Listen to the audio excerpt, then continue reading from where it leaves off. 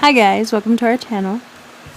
It's Tim and Ceci from Frights Snacktion, and we just went to Shaqtoberfest. Shaqtoberfest, if you don't know, it's an event put on by Shaq and the creators of Haunted Hayride. And it's taking over Dark Harbor this year at the Queen Mary. It's advertised as a family-friendly event in the morning and a little bit spookier after 8 o'clock. So let's start with that. The 8 o'clock witching hour start time for scare actors. We came to the event. We were very excited. We were very ready. The witching hour time was not really heavily enforced. We had scare actors trying to scare us almost an hour before the actual time started. Yeah, it was weird. It seemed a little bit inappropriate because there were still a lot of children around. There were still moms with babies walking around, and there were people trying to scare us.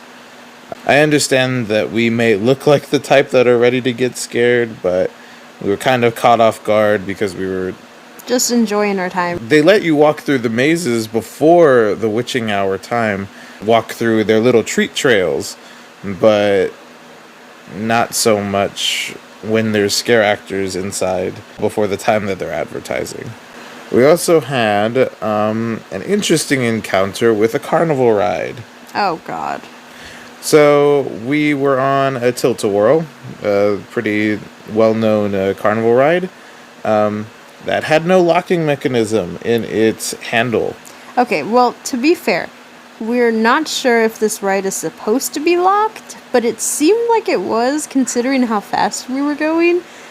But I don't know, it didn't lock, so it was kind of just loose the whole time and we were just holding it against ourselves. I don't know, if you guys know if Tilt-A-Whirls are supposed to lock, please let us know, because honestly, I have no idea. Kind of felt like it needed one. Even if it didn't, it really needed one. We were going very, very fast. We were sliding all over the place. Another small thing that we had a little bit of issues with was the benches.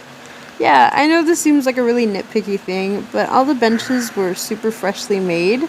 Like, literally fresh. They had sawdust all over them, and they had splinters. So every time you would sit down, you would get splinters in your butt, and these were the only places to sit throughout the whole event. So you're sitting there and you're eating and you have like sawdust on your hands and splinters in your butt. It wasn't the most enjoyable thing. Yeah, it was not very fun. Whenever you were just tired of walking around this event, your only option is to sit on the benches. There were plenty of them, but they were all freshly made. One of, if not the most, it kind of gave us the urge to leave immediately.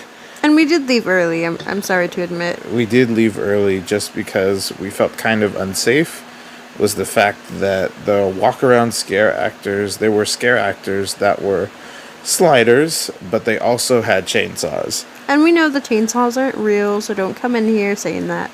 Yeah, the chainsaws might not be real, but sliders, as talented as they are, they know how to control themselves. Sliders with the chainsaw just does not seem safe. At any capacity, you throwing around a 10-pound chainsaw while sliding around just does not feel safe. Ceci was not having a fun time with, literally getting slid at with chainsaws, and it wasn't just one. There were multiple of them. Yeah, and, I've been going to horror nights for 8 years, so I know I'm pretty familiar with chainsaws, but maybe not when someone's sliding towards me with them. I just kind of feel a little bit weird about that. There's a reason that other haunts don't do this. Other professional haunts like Knott's or Universal don't do sliders with chainsaws because it's just a huge safety problem. Yeah. Another big thing that really occurred with this is there was a lot of false advertising with this event. Yeah, really weird, things that you would totally oversee if you didn't look at the website. So there were a lot of add-ons that you can purchase with your tickets here for Shaqtoberfest. There were lots of add-ons to get VIP treatment, to get faster wait times in line, unlimited access. But one thing that was really interesting is that they're advertising tickets, or not tickets, but one-time ride passes, one-time jumpy house passes, one like a combination of both for $15, and then you have to pay for your kids separately for that. But when we went, all of the jumpy houses and the carnival rides, they were free. So if you had gotten the add-on, I guess you were kind of just out of luck. It says that there are no refunds at all for any kind of add-on or ticket. It says absolutely no refunds, no exceptions. So, after we bought the tickets, I went on the website because I'm very curious about the refund policy, because a lot of stuff happens where we buy tickets and then we can't end up going, so I need to know like if we can exchange it for a different day or if we can get a refund for the ticket. So I remember specifically checking, and it said, oh, email this person and email this, like, get in contact with us for refunds. And when I checked tonight, after being kind of disappointed, I look at their policy, and now it says absolutely no refunds, no exceptions. So I thought that was a little bit weird.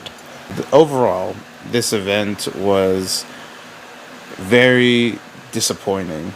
I really hope that this event kind of comes into its own. I really hope that this event, because this event has so much potential. It's living in the footprint of Dark Harbor. Dark Harbor was a great event, and I really hope that this event can do better. But so far, as the event stands right now, this event cannot be worth the money. But, just remember that these are all our opinions. I mean, feel free to go and try it for yourself, but here are our little warnings. And personally, I don't believe me and Tim think it's worth the money, and we probably wouldn't go back. We have been going to haunts for a while. It just does not fit what we kind of expected from this haunt. Yeah, I don't know, it sounds a little bit snobby, but personally, it just didn't feel A, safe, B, kind of worth the money, and it wasn't really what was advertised, so it was just a little bit disappointing. Alright, guys, well, thank you so much for taking a listen. This was Tim and Ceci from Frights, Snacktion. Ooh, just giving you a little warning. And we'll see you guys in the next video.